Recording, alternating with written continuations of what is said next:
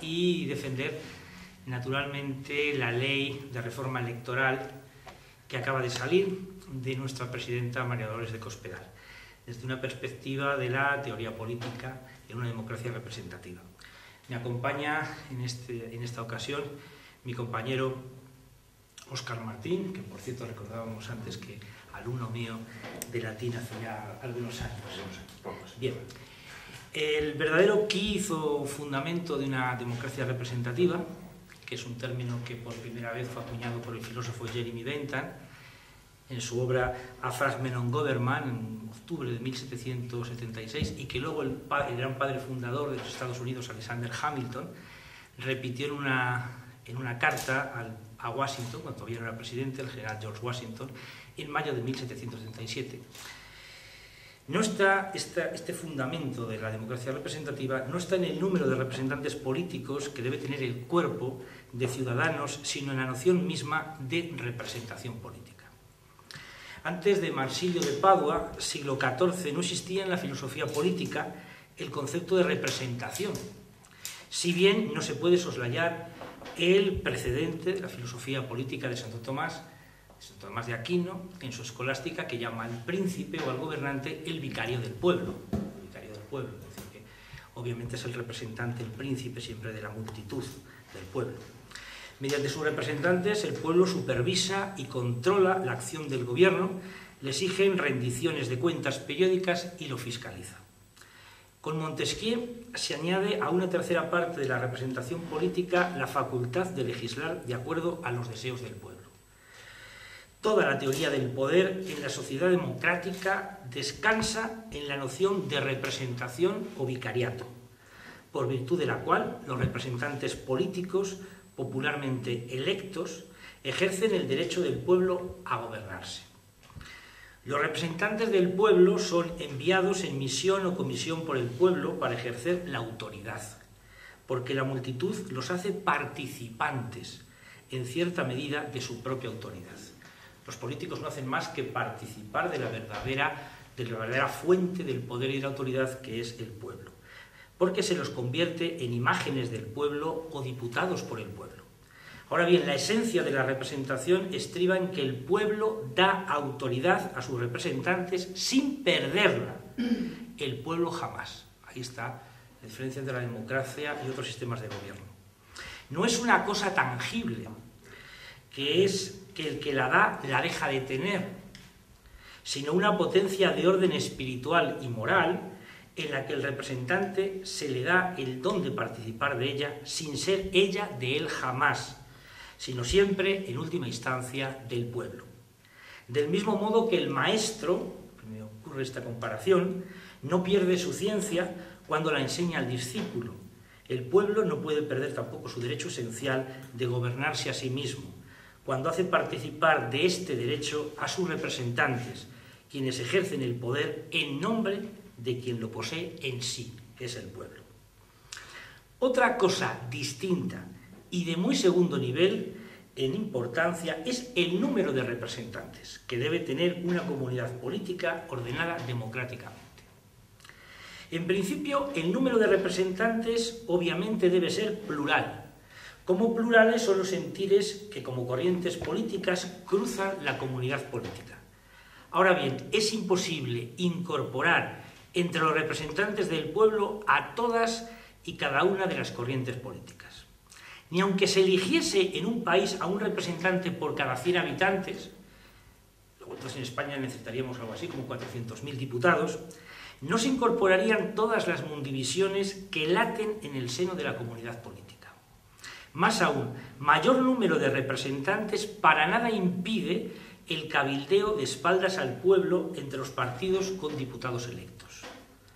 La representación del pueblo constituirá siempre por su propia índole una abstracción del pueblo y se formará por las corrientes más mayoritarias de la población, aunque en sí, ojo en este rasgo, tiene la obligación sagrada de representar al todo absoluto del pueblo.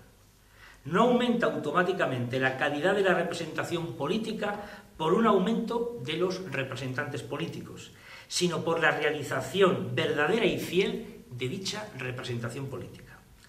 En caso contrario, llegaríamos al disparate de afirmar que países como Cuba y Corea del Norte son democracias representativas por el mero hecho de ser masivas, de ser inmensamente masivas sus asambleas populares. Los diputados de los distintos partidos políticos no deben caer en la irresponsabilidad de ser solo fieles al clan al que pertenecen, sino que deben ser leales, sobre todo, al pueblo que les ha elegido. En general, la representación política en la mayor parte de las comunidades políticas, con cortes o parlamento que hay en el mundo, se constituyen desde la época de Alexander Hamilton, el más grande padre fundador de los Estados Unidos, con un número de representantes que suponen una relación entre un representante y de 75.000 a 150.000 ciudadanos. Esa es la representación media en las democracias modernas. Ya digo, desde Alexander Hamilton, la primera revolución moderna de los Estados Unidos.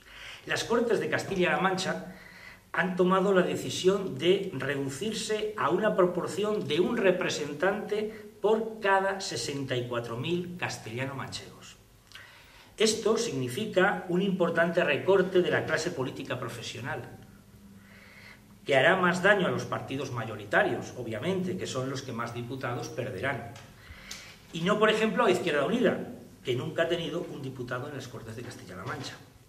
Un recorte que supone, si bien se mira, un pequeño suicidio de la clase política profesional y que presupone la profunda nobleza y altura de miras de los actuales gobernantes de Castilla-La Mancha, que no les importa que su partido sea el que más políticos profesionales pierda si este ahorro supone un beneficio para un apartado vital de la administración de Castilla-La Mancha, como puede ser sanidad, educación o servicios sociales.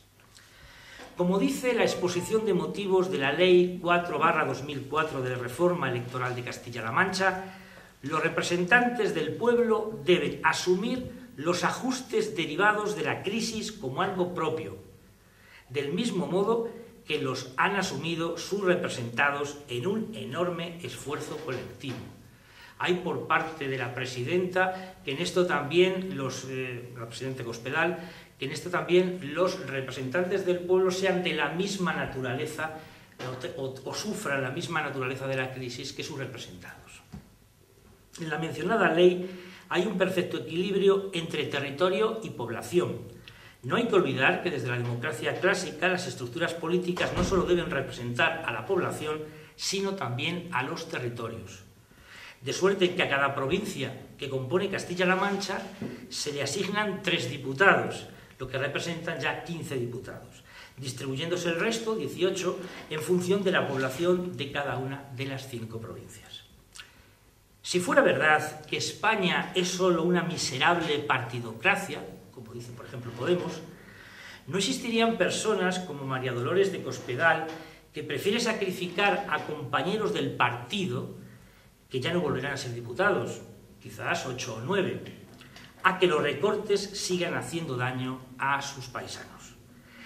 O por lo menos que los recortes hagan proporcionalmente el mismo daño a los representados que a los representantes, a los no políticos que a la clase política.